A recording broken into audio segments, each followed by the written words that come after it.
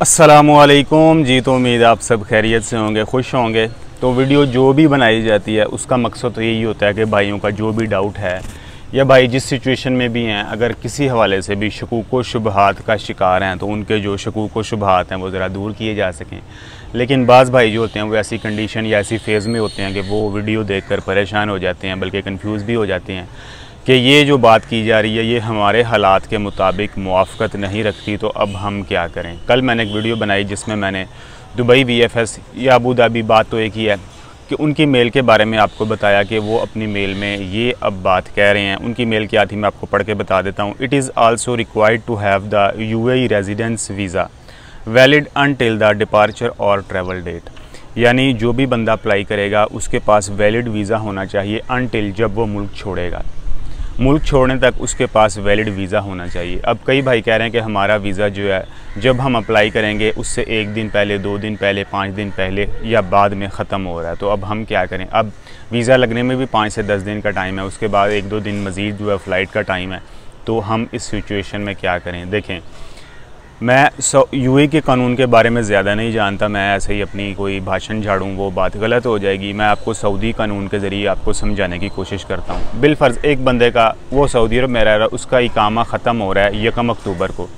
अगर उसने इकामा रीन्यू नहीं करवाया, 1 अक्टूबर गुजर गया, उसका स्टेटस मुल्क में इल्लीगल हो गया। अब वो कानूनी रास्ते से या कानूनी तरीके से सऊदी अरब को नहीं छोड़ सकता। कानूनी तरीके से सऊदी अरब छोड़ने का क्या तरीका था, 1 अक्टूबर को इसका इकामा ख़त्म हो रहा है तो वो 30 सितंबर को फ़ाइनल एग्ज़िट ले लेता अपनी कंपनी से, अपनी कंपनी में अप्लाई करता, उन्हें कहता है भाई मैं अब मज़ीद कंटिन्यू नहीं करूँगा, मेरा इकामा जो है रीन्यू ना किया जाए, या मैं इकामा रीन्यू नहीं करना चाह रहा तो मुझे एग्ज़िट पर भेज दिया जाए, यानी फ़ाइनल एग्ज़िट पर अब मैं मुल्क में वापस दाखिल नहीं हूँगा।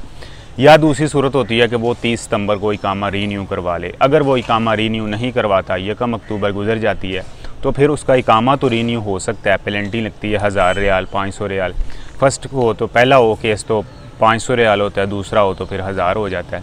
इस तरह वो इकामा रीन्यू करवा सकता है मुल्क छोड़ने के लिए। लेकिन अगर वो कुछ नहीं करता तो उसका स्टेटस जो है वो इल्लीगल है, वो लीगली मुल्क नहीं छोड़ सकता, या वो 30 सितंबर से पहले फ़ाइनल एग्ज़िट ले ले। जब 30 सितंबर को फ़ाइनल एग्ज़िट लिया जाएगा तो उसके पास 60 दिन की मोहलत होगी मुल्क छोड़ने के लिए, हत्ता कि उसका इकामा जो है वो ख़त्म हो चुका हो। यानी 1 अक्टूबर को इसका इकामा ख़त्म हो चुका है, अब वो 1 दिसंबर तक उसके पास टाइम है मुल्क छोड़ने के लिए। लीगली तौर पर वो टिकट ले, एयरपोर्ट पे जाए, उसकी बाकायदा इमाइग्रेशन होगी, जो भी उसके फिंगरप्रिंट होंगे, वो मुल्क छोड़ने के अहल होगा। इसी सिचुएशन को परखते हुए हम UAE की तरफ आते हैं। अगर भाई बाज़ कह रहे हैं कि अगर 1 अक्टूबर को वीज़ा एक्सपायर हो रहा है या इकामा एक्सपायर हो रहा है, बात एक ही है, तो ख़त्म होने के बाद उस बंदे के पास 28 दिन का ग्रेस पीरियड है कि वो 28 दिन के अंदर अंदर UAE छोड़ सकता है। पहली बात तो ये हो गई। अब नया कानून आया पिछले दिनों UAE में, उन्होंने कहा कि जिस बंदे की जॉब ख़त्म हो जाती है उसके पास 180 डेज़ जो हैं वो ग्रेस पीरियड होगा मुल्क में रहकर किसी और जॉब को तलाश करने के लिए। तो बाज़ भाइयों ने ये भी कहा कि ये जो 180 डेज़ का ग्रेस पीरियड है ये हर बंदे के लिए नहीं है, ये सिर्फ मखसूस कैटेगरी के लोगों के लिए है।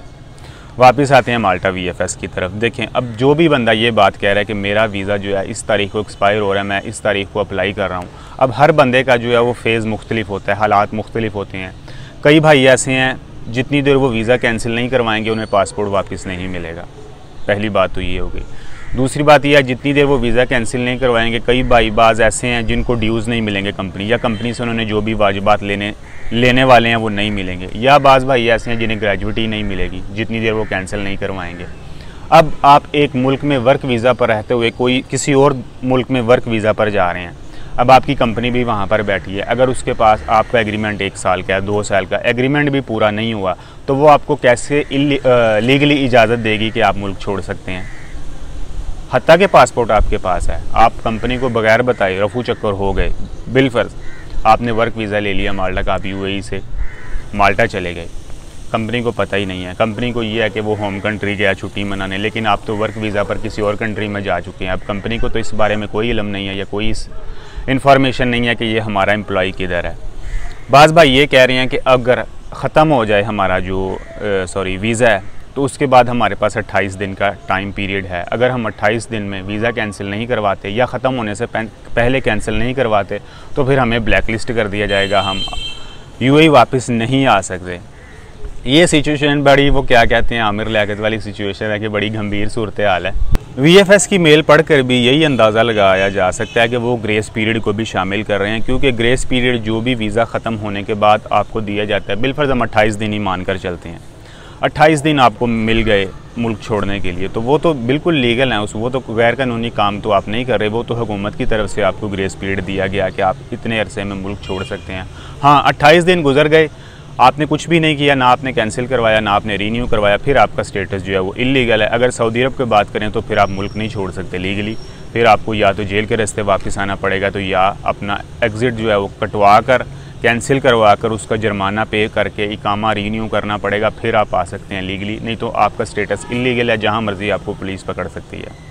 UAE के हवाले से आप खुद अब देख सकते हैं कि 28 दिन के अंदर आप मुल्क छोड़ सकते हैं वीज़ा लगवाने के बाद, तो वेल एंड गुड है। ये ना वो 28 दिन गुजर जाएँ, आपका स्टेटस भी इलीगल हो जाए, और यही चांस भी हो सकता है कि कंपनी भी आपके ख़िलाफ़ कोई एक्शन ले ले, अगर कंपनी के इल्म में कोई ऐसी बात आती है, क्योंकि एग्रीमेंट के बिना पर आपने जो भी एग्रीमेंट कंपनी से कर रखा है, उससे पहले आप कंपनी की विदाउट कंसेंट ये काम कर रहे हैं, तो आप मुश्किल में फंस सकते हैं। ये तमाम सूरत हाल आप अपने जहन में रखें, क्योंकि बाज़ कंपनी तो एक्शन नहीं लेती, लेकिन जो स्ट्रिक्ट हैं वो इस सिलसिले में ज़रा टफ़ हैं। वो सही है, उन्होंने आपको पासपोर्ट दे रखा है, आप अपने होम कंट्री जा सकते हैं जब आपका दिल चाहता है, लेकिन उसकी ये बात तो इजाज़त नहीं होती कि आप विदाउट कंसेंट वर्क वीज़ा उठाकर किसी और कंट्री में चले जाएँ, तो कंपनी को पता भी ना हो, तो फिर आप ड्यूज़ वगैरह वो कैसे देंगे। अब आप अपनी सिचुएशन देखें, आपने उस सिचुएशन को कैसे हैंडल करना है और उस सिचुएशन से बाहर कैसे आना है। हर बंदा, उसका केस एक दूसरे से मुख्तलिफ है। किसी का अपॉइंटमेंट से पहले वीज़ा ख़त्म हो रहा है, किसी का अपॉइंटमेंट से 10 दिन बाद वीज़ा ख़त्म हो रहा है। तो आप ये मान के चलिए जो भी आपके पास ग्रेस पीरियड होगा उसके अंदर अंदर आपने कंट्री छोड़ना है। अब कंपनी क्या कहती है, कंपनी ब्लैक लिस्ट करती है, वीज़ा कैंसिल करवाना है, ग्रेजुएटी ड्यूज़ वगैरह, ये आप बेहतर फ़ैसला लें अपने लिए, जो भी आपको बेहतर लग रहा है। अब हर बंदे को मैं कंसल्ट नहीं कर सकता आप ऐसे करो, मेरे इल्म के मुताबिक वो बात गलत हो तो फिर उस बंदे का नुकसान हो तो फिर वो भी अच्छी बात नहीं है। इसलिए आप अपने हालात के मुताबिक फ़ैसला करें कि मुझे इन हालात से कैसे निकलना। अगर मैंने कंपनी से ग्रेजुएटी लेनी है तो उसका क्या तरीक़ाकार है, अगर कंपनी से पासपोर्ट लेना है वीज़ा कैंसिल करवाने के बाद तो उसका क्या तरीक़ाकार है। अब आप अपने हालात के मुताबिक फ़ैसला करें, जो भी आपकी अपॉइंटमेंट डेट आ रही है। इसलिए बेहतर फ़ैसला लें, ज़रा कानून को समझते हुए, मुश्किल से बचते हुए, जो भी सर्कमस्टांसेस हों उससे गुजरें आप। सही है, मेरा ख्याल है मैंने डाउट क्लियर करने की कोशिश की, अगर नहीं हुआ तो आप बता सकते हैं, मज़ीद भी रोशनी डाली जा सकती है। एंड में मैं आपको ये मेल दिखा देता हूँ, ये मेल आप देख सकते हैं VFS की, खुद पढ़ लें। मैं इस सिलसिले में कोई बाइज़ नहीं हूँ, लोगों को परेशान करने का मेरा कोई इरादा नहीं है, ये आप उनकी मेल खुद पढ़ सकते हैं। दूसरी बात यह है कि एक भाई का कमेंट है, ज़रा उसकी हेल्प हो जाए कि अगर जर्मनी एम्बेसी से विज़िट वीज़ा लिया जाए, जिसको शेंगन वीज़ा भी कहते हैं, तो जर्मनी जो है वो आजकल कितने दिनों का विज़िट वीज़ा इशू कर रहा है, और या 3 महीने का इशू कर रहा है या 6 महीने का इशू कर रहा है। और उसमें एक और शिक भी है, या एक और पार्ट भी है इस क्वेश्चन का कि अगर इसी विज़िट वीज़ा को विदाउट जर्मनी जाए, माल्टा जाया जाए, तो माल्टा कितने दिन अलाउ करेगा हमें। आया कि शेंगन वीज़ा ने जो हमें 3 महीने या 6 महीने दिए हैं, वो 3 महीने या 6 महीने हम माल्टा में रह सकते हैं या नहीं रह सकते। जहाँ तक मेरा नॉलेज था 14 दिन, लेकिन मुझे अब कंफर्म नहीं पता, क्योंकि बाज़ भाइयों ने ये भी कहा कि 3 महीने का टाइम भी होता है विज़िट वीज़ा पर अगर माल्टा जाया जाए। लेकिन हम स्टार्ट जर्मनी से करते हैं, जो जर्मन एम्बेसी है वहाँ से विज़िट वीज़ा लेकर कितने दिनों का विज़िट वीज़ा मिलेगा और माल्टा कितने दिन अलाउ करेगा। आया सेम जो भी जर्मनी ने विज़िट वीज़ा जितने दिनों का जारी किया है, माल्टा भी उतने दिन अलाउ करता है या नहीं करता। किसी भाई के इल्म में ये बात हो, चलो जर्मनी तक की बात हो, जितने इल्म में है वो बात आप ज़रूर बता सकते हैं। चलें, सही है, कोई डाउट रह गया हो, गलत इन्फॉर्मेशन शेयर कर दी गई हो गलती से, तो आप करेक्शन कर सकते हैं। अपना ख्याल रखिएगा, मिलते हैं नेक्स्ट वीडियो में। चैनल को ज़रूर सब्सक्राइब कीजिएगा। Take care.